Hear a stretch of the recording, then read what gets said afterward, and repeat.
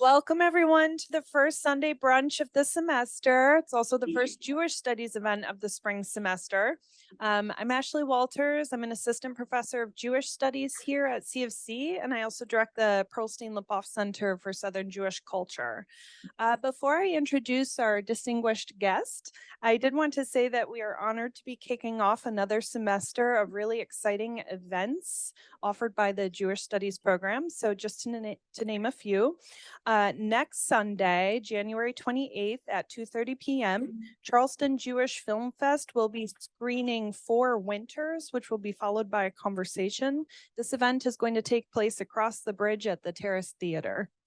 On Sunday, February 4th, the Pearlstein-Lipoff Center will be hosting another Sunday brunch featuring Rachel Gordon Barnett, who I'm sure many of you know, and Lissa Kliegman Harvey. They're going to be talking about their new culinary memoir and cookbook titled Kugels and Collards. It's a journey through the history of Jewish cuisine in South Carolina. It's going to be an excellent conversation, and we'll be serving brunch again. On Wednesday, February 21st at 6 p.m., we will be hosting Roots, a Palestinian-Israeli initiative for understanding nonviolence and transformation. And there are many, many more events that you can find by visiting our website. I believe there's also a paper that you can sign up on to get added to our newsletter, which Kim is grabbing right now. So be sure to subscribe. That's where you'll find out about most of our events. Okay. So before we can jump into things, I did want to just kind of share how things are going to go today. Our guest speaker and we elected to run this as a conversation. So Dr. Bryn and I will talk about her book for about 30 minutes, and then I'll open up the floor for questions. For those of you in the room, I'll be walking around with a microphone so you can ask your questions. If you're on Zoom, then you can feel free to type your questions into the chat box, and we'll be sure to ask your questions on your behalf. Okay. All right. So Ayelet Bryn earned her PhD in history from the University of Pennsylvania, and she's held a number of prestigious fellowships at Columbia and Fordham universities, the Katz Center at the University of Pennsylvania, and the Hadassah Brandeis Institute. She is currently an assistant professor of Judaic Studies and History at the University of Hartford, so much colder weather than we're dealing with here. And she holds the Philip D. Feltman Professorship in Modern Jewish History. I first met Ayelet when we were grad students. We had been invited to participate in a weekend-long workshop at New York University for junior scholars working on American Jewish history. It was the first time I read some of Ayelet's research, which would eventually become this project. And I was very taken by the brilliance of her work, and as well as her very kind and generous spirit, and my own work has benefited enormously from working so closely with her. So today we will be discussing her new book, A Revolution in Type, Gender in the Making of the American Yiddish Press, which was published this past November by New York University Press. So welcome, Ayelet. Thank you so much. Thank you all for coming. It's so nice to meet all of you. Look forward to being in conversation. I want to thank the whole department. I want to thank your own, but I especially want to thank Ashley for inviting me today. Ashley has read probably way too many drafts of this book, and I've been so grateful for your feedback through the process. So I think this will be a particularly fun conversation. Thank you. Okay, so I think a good place to begin would be at the beginning. So what made you decide to work on gender and the Yiddish press? Yeah, so I brought in some slides that I thought might be helpful. When I was starting grad school, one of the ways that I decided where to go to grad school and then also what kinds of projects I wanted to do, I have a background in library science, so I decided to go through the finding aids for different archival collections at different libraries to try to figure out what kinds of resources were available to me locally and how that might shape sort of my process going forward as a historian, my understanding of Jewish history. I knew I wanted to do something related to culture, something maybe related to Yiddish, a language that I had just started learning. And I came across this collection right here, which was the Ben-Zion Goldberg papers. Ben-Zion Goldberg was a relatively prominent Yiddish journalist at the turn of the 20th century. He was also the son-in-law of Sholem Aleichem, the very famous Yiddish author.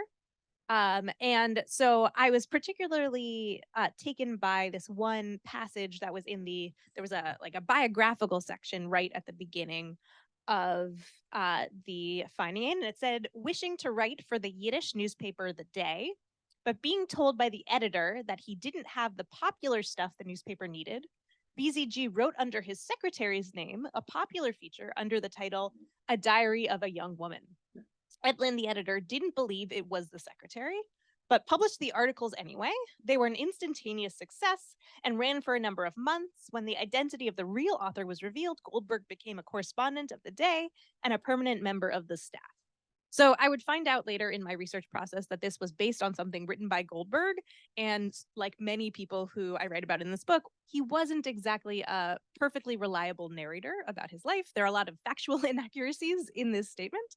But this idea that he got his start in Yiddish journalism, more or less, by writing under a female pseudonym was true and was part of this broader sort of popular mode of getting into the Yiddish press that was taking shape at the turn of the 20th century. And it was one of these happenstance moments that I came across this at a time that I was reading 3 or 4 other books that mentioned this phenomenon in the footnotes. And I was like, what is going on here?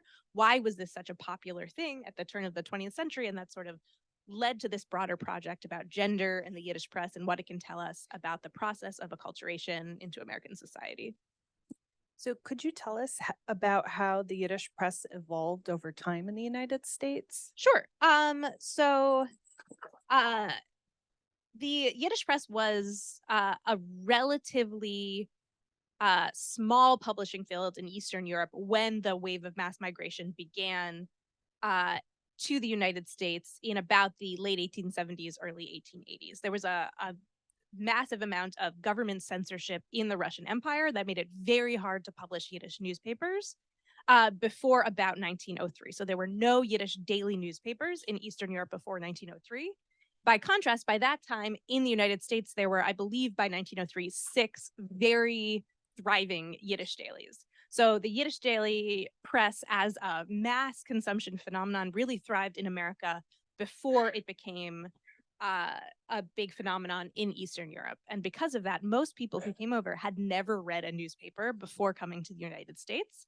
But by the turn of the 20th century, all of the readers of these newspapers basically came to rely on these newspapers to be their guides to American life, to be their place where they would find friends or spouses, their place to find sort of an alternative to previous sources of advice and information like rabbis or communal officials. So they came to see newspapers as really indispensable parts of their daily lives.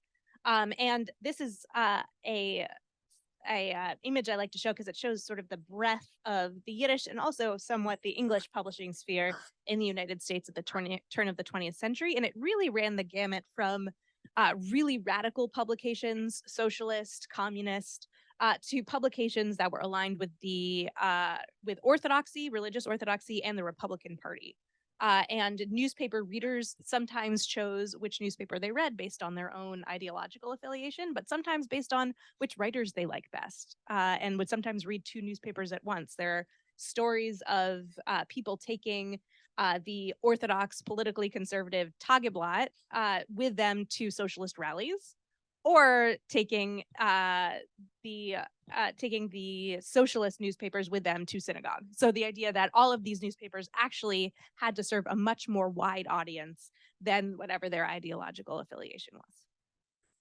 So building off of this kind of spectrum of different newspapers and their varied readership, one of the things that you highlight in your book is the kind of tensions that we see that these papers had to negotiate, whether it be the socialist forwards, but the fact that they're running all these advertisements and very much geared toward addressing consumerism.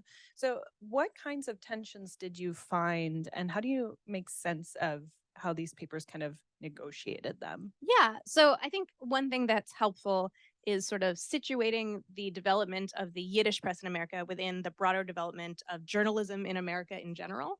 So the wave of mass migration to the United States of Jews and other immigrant groups coincided with and also sort of influenced the rise of a very new form of journalism in the United States. So before about the 1870s, newspapers tended to have very small circulations, tend to be funded by political parties.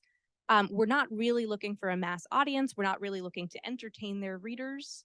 And that really changed by about the 1870s, 1880s, where newspapers became funded by advertisements and funded by circulation, and were really looking for this mass consumption audience. And so that's the model that Yiddish newspapers looked to when they were looking to create a similar model for Yiddish-speaking audiences. So the idea that these newspapers had to be funded by advertisements, no matter what their ideological purposes were, they had to have a broad audience, including people outside of their ideological perspective, and including both men and women. And so the kind of tensions that creates are, one, the idea that newspapers, even that are socialist or communist, have to also rely on funding from mass consumption products like Pillsbury's or Aunt Jemima's in order to sell their newspapers. There's inherently a complication there.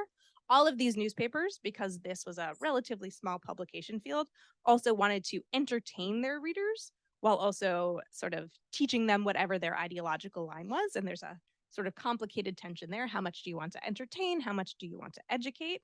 And another complication is that this was a relatively small pool of writers who could write for the Yiddish press at this time, meaning that people who wrote for these newspapers tended to write across ideological lines and didn't necessarily care if their writing fit with the newspaper they were writing for. So some good examples of that. I have one woman whose career that I trace in my book who wrote first for like a nonpartisan, relatively highbrow newspaper, and then later on wrote for a socialist Zionist newspaper. And in both, her writing was very socialist, even when she was not writing for a socialist audience. She was writing also for an overtly working class audience, even when writing for a newspaper that was trying to reach sort of a higher level of readers.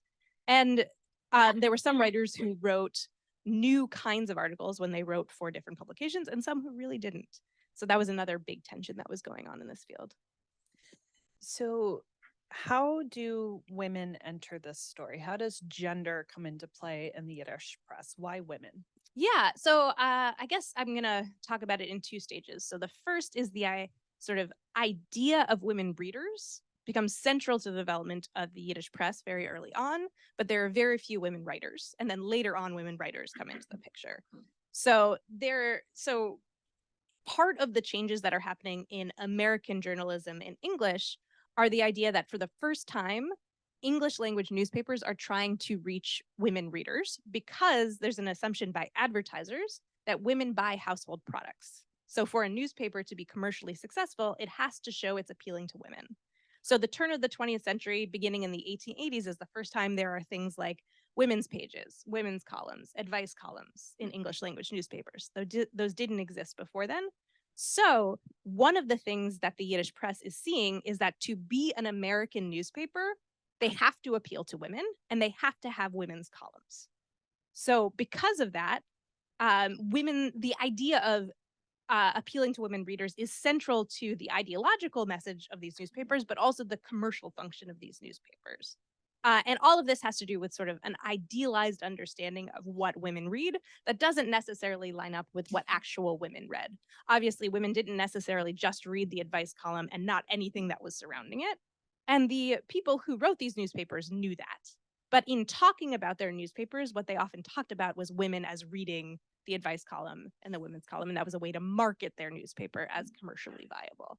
And then over time, more and more women, still a relatively small number, became involved in Yiddish newspaper production. First, behind the scenes, women were working as secretaries and especially as translators. Much of the content in these newspapers was translated from various languages, especially English, German, and Russian. And much of that work was done by women because women had a variety of language skills.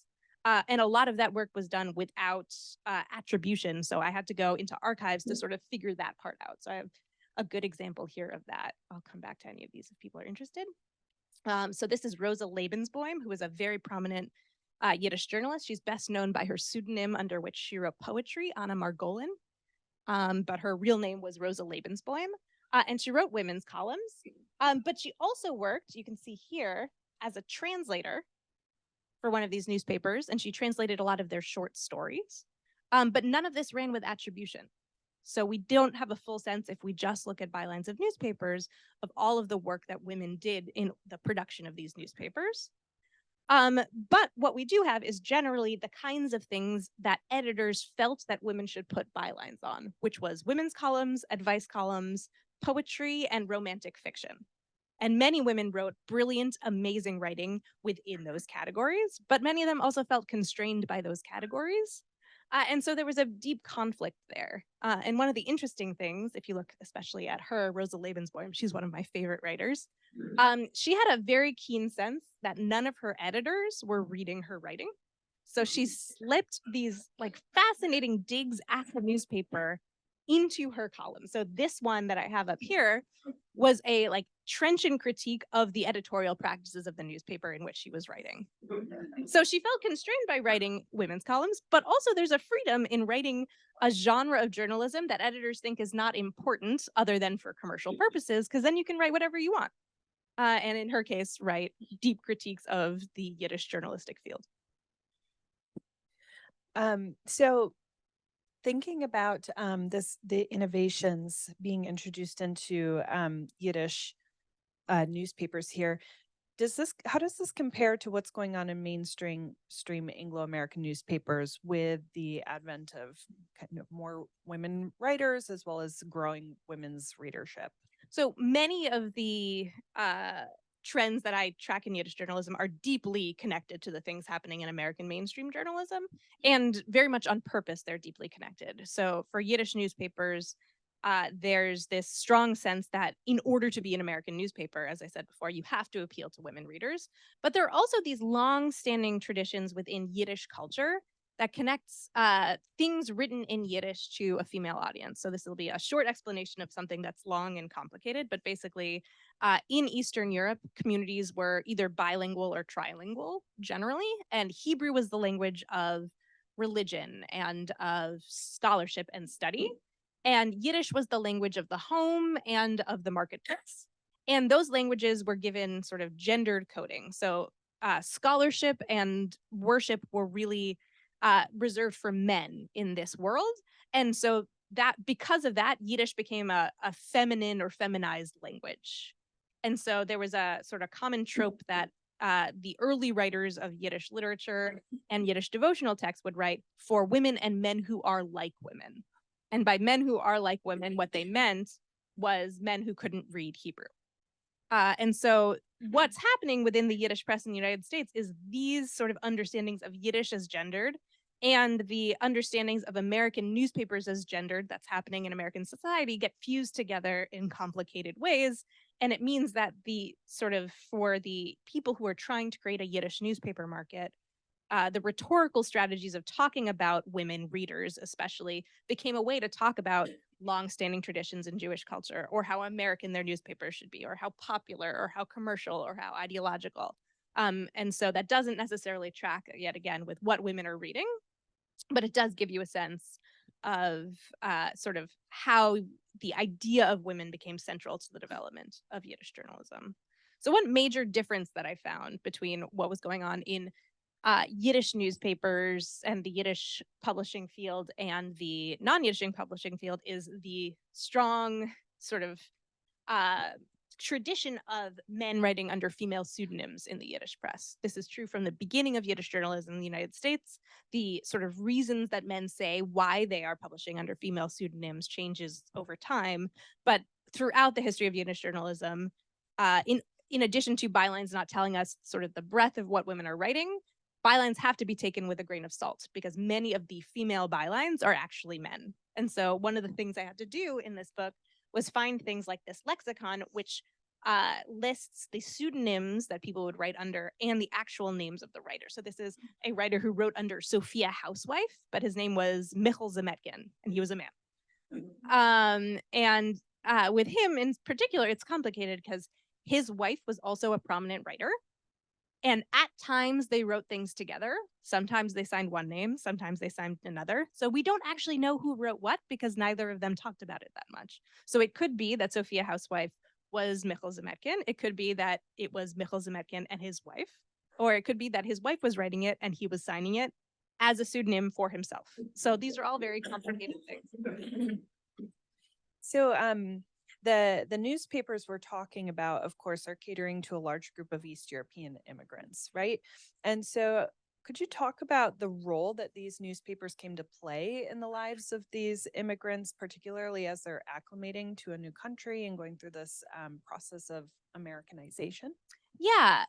So one of the things that I did for this book was try to figure out how to sort of recreate the experience of reading these newspapers for readers. So I went through tons of memoirs, oral histories, and interviews, and in all of them, Yiddish newspapers come up all the time. So the idea of newspapers as being central to teaching them how to become American, how to acclimate to American society. But this interesting interplay between that being a thing that newspapers wanted to sort of project themselves as being, and an actual thing that was actually changing readers' lives. So a good example of that is that I found this collection of oral histories and interviews that were done by the labor movement in I think the 60s. And they're this amazing resource on Yiddish newspaper readers. They talk about people's immigration stories. They talk about how they acclimated.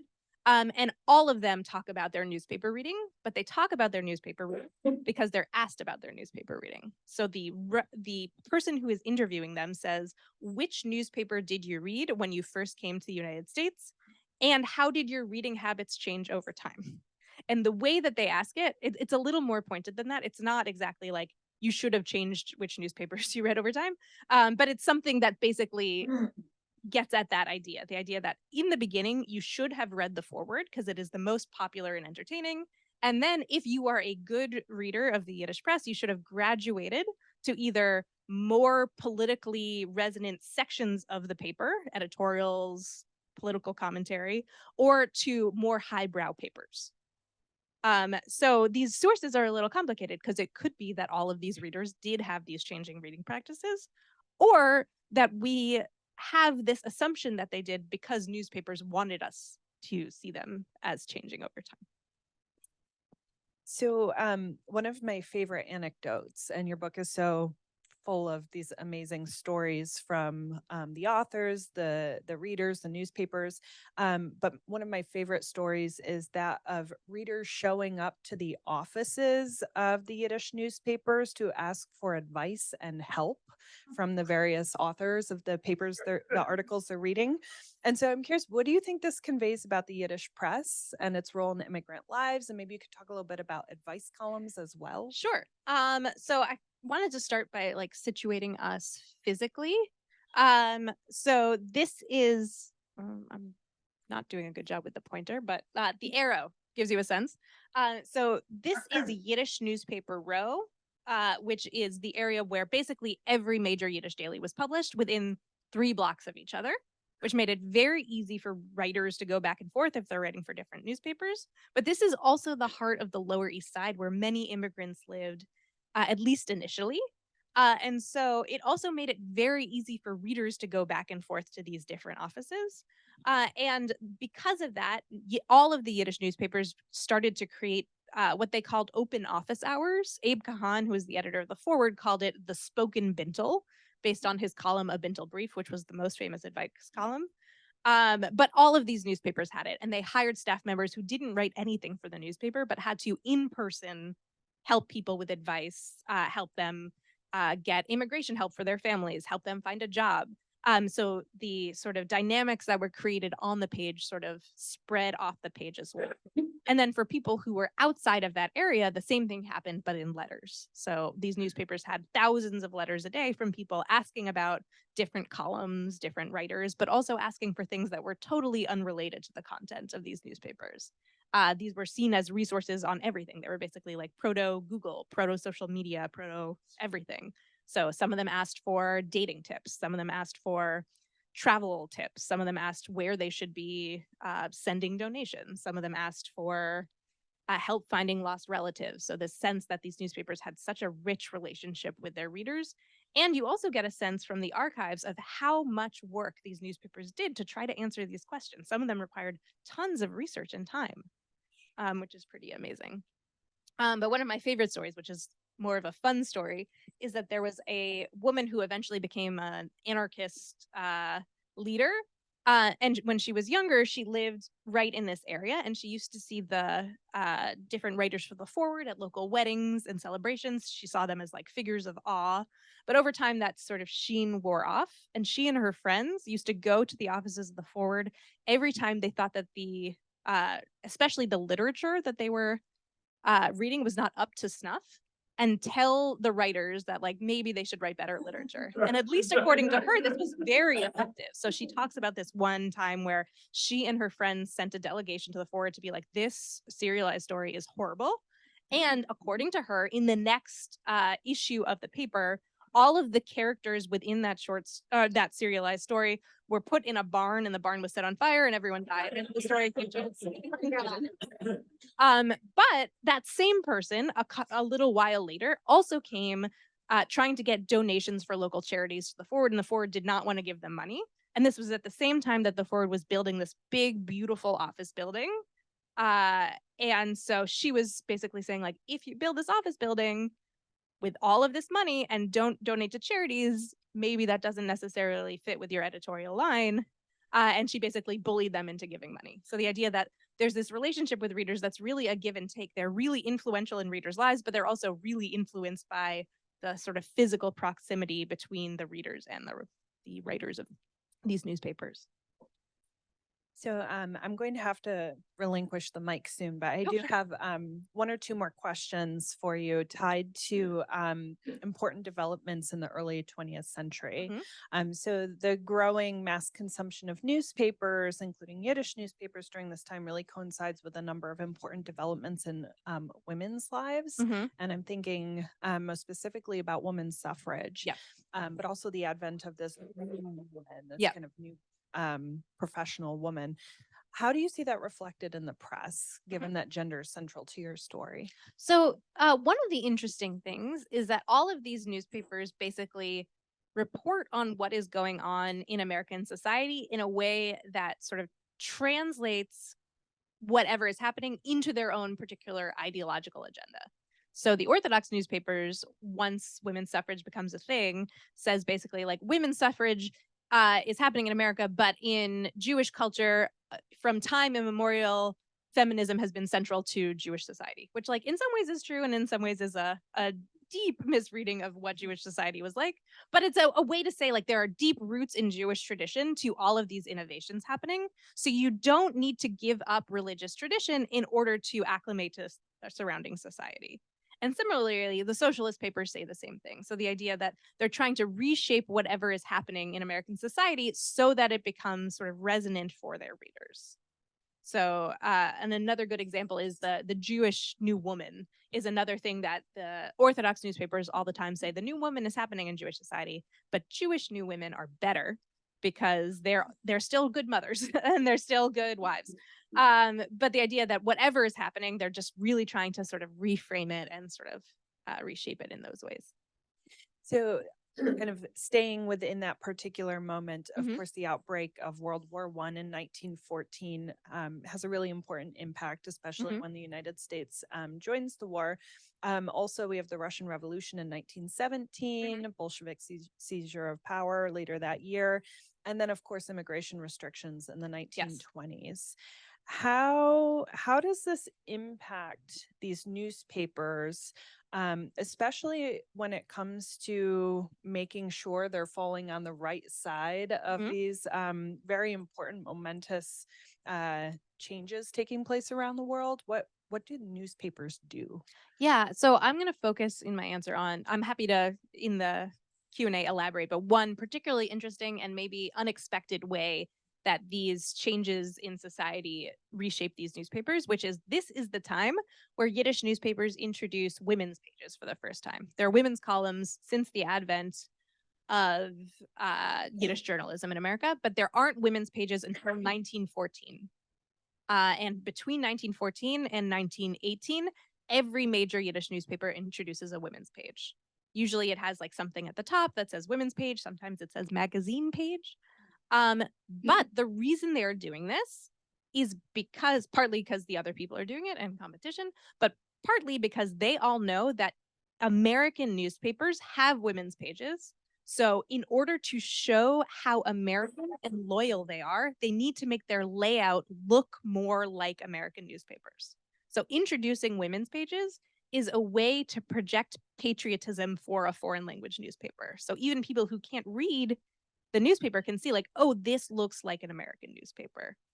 So that's partly about women and women readers, but it's partly about sort of showing something to American society that is completely unrelated to who is actually reading these newspapers, which I think is very interesting. Okay, so I think I should turn over the mic Okay. to our audience. Kim, should we switch mics though? So this is the one that's going around? Yeah. Okay.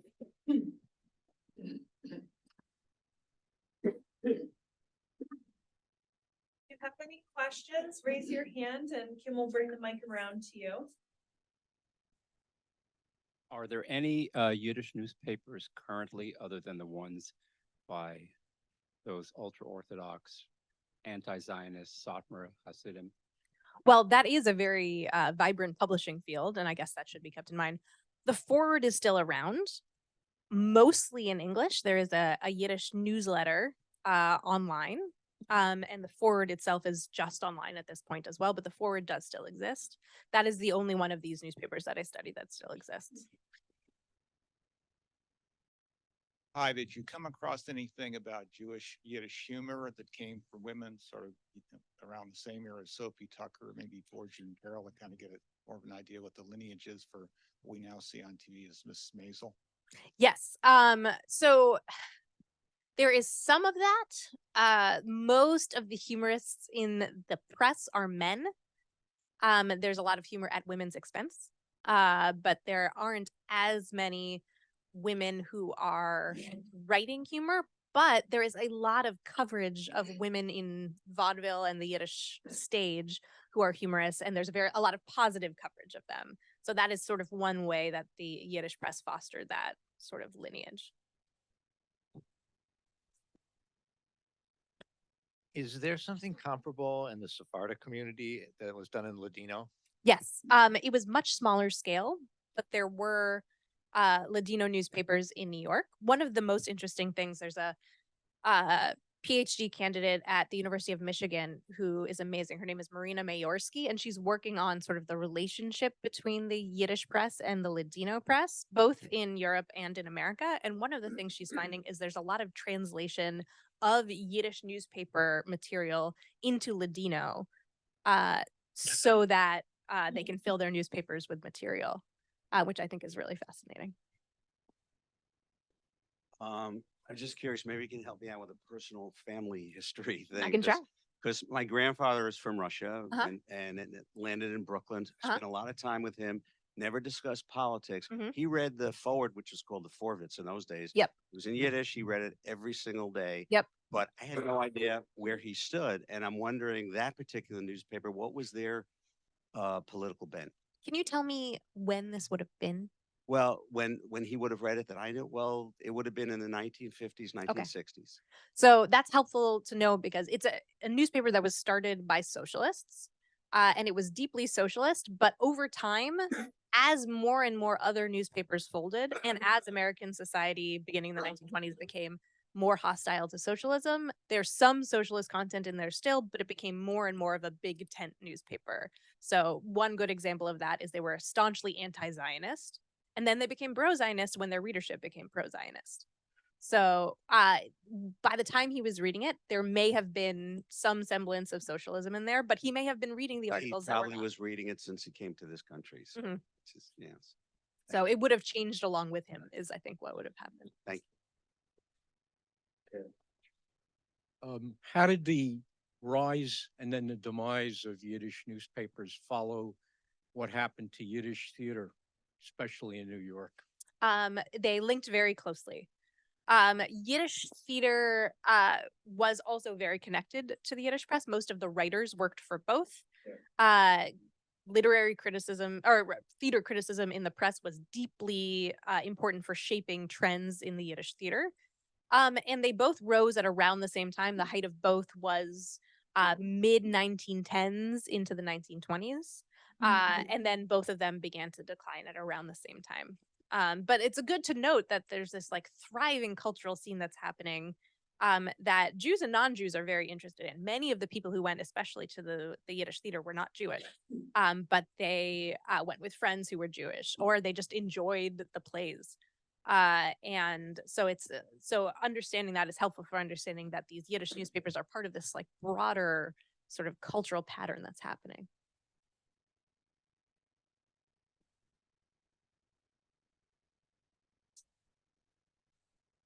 So I have a couple of questions, and I guess a couple of when you say socialism, do you mean the American definition of socialism, or what we see in Israel and in Europe? Because it's not the same.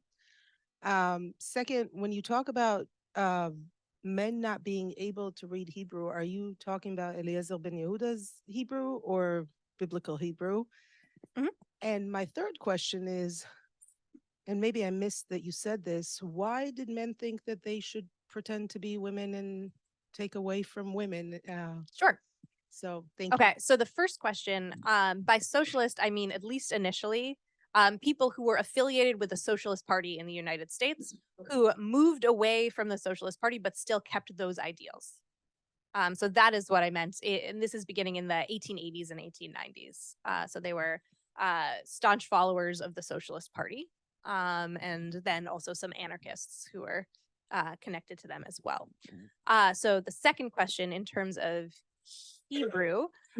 So the patterns that I was talking about were pre-Eliezer ben Yehuda. So the idea of biblical Hebrew being something that in education circles in Eastern Europe was a thing that was taught to young boys and not to young girls. So the idea that women, unless their fathers or their brothers taught it to them, did not necessarily have access to it.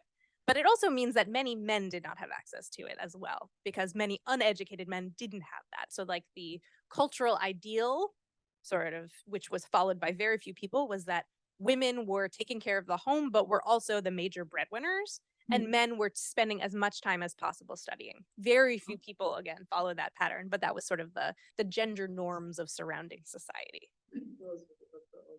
And so the third question was about men writing under female pseudonyms. So the meaning of it changes over time. In the beginning, it's associated with this sort of gendered language divide in Europe, the idea that if you're writing for women, then you're writing in Yiddish. So there was a sense for these men who were trying to create these like vibrant literary careers that they could write their things for women under female pseudonyms in Yiddish and then write something in Hebrew or in Russian that was more serious. And for some of them, it was a sense of shame of writing in Yiddish, in writing the women's language. But in America, this changes because of the commercial nature of these publications. There was a sense that writing for women was commercially viable. So these men feel that they have to write for women in order for their newspapers to be commercially viable, but they also don't want to give the power to the women for a variety of reasons, partly because they want the financial success themselves, partly because they want control over what is being said to women. So that is happening. That is sort of the major trend of why men are writing under female pseudonyms. It's usually editors of newspapers who are writing a variety of other content and then writing under female pseudonyms. But then over time, by about the 1910s, all of these newspapers try to sort of project this idea that they're very progressive, they're very modern. And one of the ways they do that is by including more things by women. And so young men believe that the way to get started in the Yiddish press, it is much easier, quote unquote, they argue, if you write under a female pseudonym to get an initial foothold into Yiddish journalism. The idea that these newspapers are so hungry for women's voices that they'll accept anything by women. This is what the men say. Women say something very different. But a lot of these young men, especially who want to write things that are sort of modernist, especially modernist poetry, say that it is much easier to get published as a woman because, yet again, the idea is that they care less about what women are writing. So women can write poetry that is more experimental because for men, they want things that have literary allusions, that have deep resonance with Hebrew or the Bible, that follow strict ideas of meter and rhyme and form.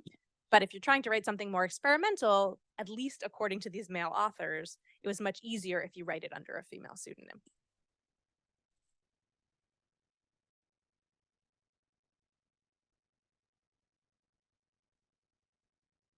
Is there much work being done on collecting the works of the women writers and publishing them? And trying to, sort of find their place in the American pantheon of literature. And secondly, it sounds like the Yiddish press is sort of the press of the immigrant wave. Mhm. And so when their children grow up and don't know Yiddish, the newspapers go away. Yes.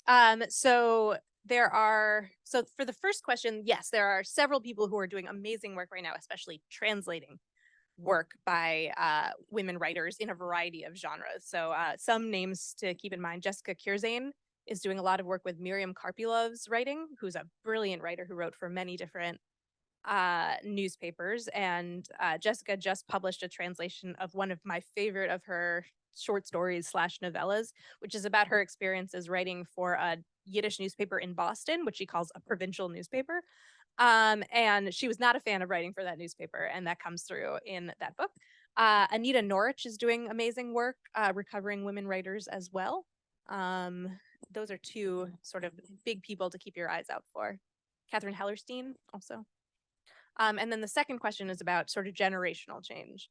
So it's partly the story that by the 1920s, these newspapers begin to wane because of that.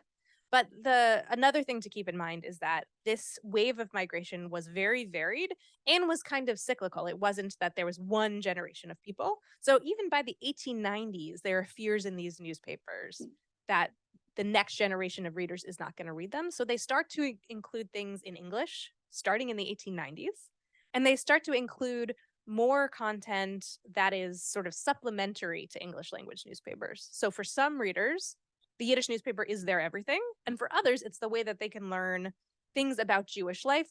And then they also read, I don't know, the New York Times, the Philadelphia Inquirer, whatever the newspaper is here.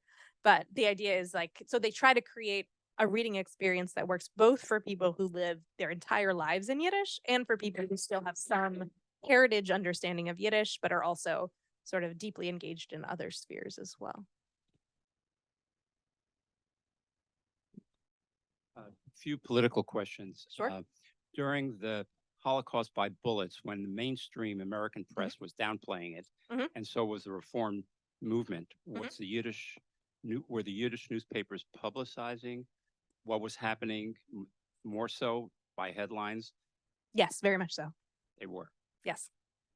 And also, when did the left-wing Yiddish press turn against Stalin? Because there was a whole pro-Stalinist movement until they found out that he was a bigger murderer than Hitler and Yes. Mao. So it depends on which newspaper. There were deep rifts within the radical sphere. So the first one happened in the 1920s between whether you were going to become communist or whether you were going to stay socialist. And that sort of was mimicked in the creation of new newspapers. All of these are going to create new newspapers. All of the newspapers were created based on factional rifts between people. So the Ford had a group of people that split off and created the Freiheit, which was the communist newspaper. And then a group of people left the Freiheit when people found out about Stalin, and a group of people stayed. And sort of that was another big rift that happened. And most of the people who stayed were sort of written out of Yiddish history afterwards. Okay, so I was raised right where the Ford was. Yeah. And you have my library and the Educational Alliance, and I want a copy of that map. Sure. I stole it from Moses Rishin, but I Yeah. can. So the issue was, I know as a child of immigrants, I had no desire to learn Yiddish except in self-defense a little. Because I mean, assimilation was so strong Yep. among my population Mhm. that speaking Yiddish was looked down upon Yes. vastly. Yep. And I think assimilation's the driver. Mhm. Now I come to my question. What I heard a couple of years ago was that Yiddish was making a resurgence Mhm. and people were trying to revive it. And Yes. I'd like to hear your comments on that. Yes, very much so. There's a thriving Yiddish education scene. Places like the Yiddish Book Center and YIVO are sort of teaching many, many classes. The Workers' Circle is another place. There are many young people who find a deep resonance with Yiddish, either for political reasons, the idea that this was a thriving radical sphere. For some people, it's a way to reconnect with their heritage. So there are many people learning Yiddish now. That's always been true, but there is a definite revival now. And I think the sort of translation projects that are happening also sort of increases people's interest in learning the language as well. Yeah. When I was growing up in New York, Sorry, can you give him the mic because of the people on? when I was just alluding what Dan said, when I was growing up in New York, Yep. Yiddish was a language used by my parents when they didn't want my Yep. sister and I to know what they were talking about. Yep. So you'd pick up smatterings here and there, Yep. but I can't really speak Yiddish, but I understand some words you might do. Yep. No. So my mother was in the same boat. Her parents spoke Yiddish to each other when they didn't want people to understand. And they would take my mom and her siblings to the Yiddish theater. There were still some Yiddish theaters going on at that time, and they wouldn't translate anything for them. So they would just have to sit there and be like, why are people laughing? Or what's happening? Which feels like a strange parenting choice, but it is what they did. Yeah. Were there non-Jewish immigrant communities in the U.S. which have as rich a history of same language Mhm. newspapers as the Yiddish press? So basically every immigrant community had some sense of a newspaper scene. So a good example of that is the German language newspapers were a big model also for the Yiddish press in the United States, because the German socialists who came over slightly before people who spoke Yiddish were there was some ability to converse with one another, and they also all lived in the same area of the city. The main differences were that Yiddish newspapers were much more commercially successful.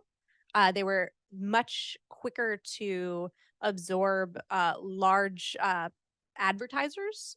So things like Pillsbury or Nabisco started advertising in the Yiddish press significantly earlier than, for example, the Italian press. And also because Yiddish newspapers didn't have this thriving sort of market in Europe when they were set up in the United States, they were much more open to absorbing other influences than, say, the Italian press or the German press, which actually just took a lot of their content from things that were happening in Germany or Italy. Thank you for a really fascinating talk about your book. Look forward to getting a copy. All these conversations about generational assimilation Mhm. kind of left me with a question. I have a copy of in my office of a book, Die Reuter Pomeranzen, Mhm. but it's Yiddish in Latin text. Yep. Did the newspapers ever try a moment of that as people were maybe hearing Yiddish from their parents but not learning it on paper? Did they ever try that out and put their publications in Latin text? No, not really. It's a good question. There was some, I think, in the Ladino press, I think there was some experimentation with that. The thing that there was experimentation with in the Yiddish press was with how to write actual Yiddish. So Yiddish as a language wasn't standardized until the 1930s, and all of the newspapers I study them before 1925, 1926. And so everyone just kind of wrote however they wanted in terms of grammar, in terms of spelling. People spelled their names different ways in different issues of the newspaper. People spelled the same word different ways in the same article. So that makes it very hard for me to transliterate. So it just looks like I'm making a lot of mistakes because all of these newspapers had no rules and no standards in terms of those things, which is really interesting.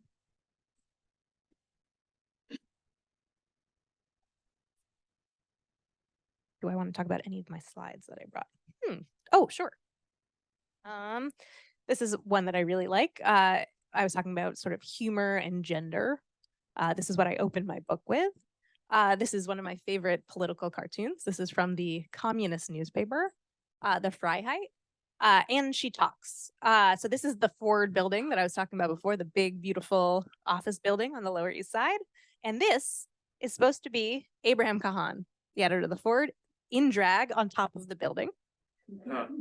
And it shows the ways in which gender became sort of a rhetorical trope for people to talk about the readers of the forward, the writers of the forward. He's brandishing this pan. He's sort of shouting out all of his frustrations out into his audience. I think this is a very fun one.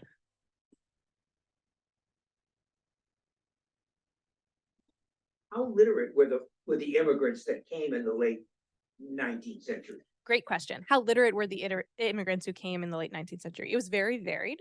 If you came before, I'm going to say 1905, it was less likely that you were very literate than if you came after 1905. So many of these newspapers included basically very simple text to sort of teach people how to read and how to read newspapers. There's a great study by Andrew Hines, who's a historian who worked in the 1990s. And he was working on advertisements. And one of the issues that people found is that the copy on advertisements is much easier to read than articles. So people often read those and didn't read the articles or assumed that those were articles. And so it's only over time that people were able to learn how to read newspapers. And then another thing that they had in these newspapers was not only how to read, but how to read newspapers specifically. So there's a lot, especially in the women's columns, of read this work of literature, but understand it not as a sort of guide to your life, but as something that's supposed to be entertaining. Or read this news article in this way. So the idea that they're trying to train them in being newspaper readers if they're new to sort of trying to understand, like, what are these different sections? What are they trying to teach me?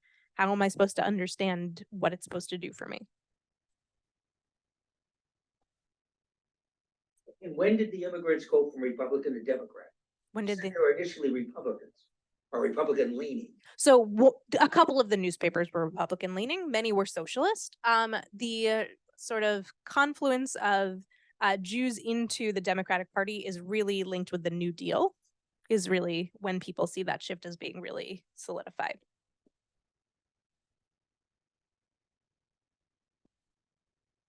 We probably have time for one more question. Oh.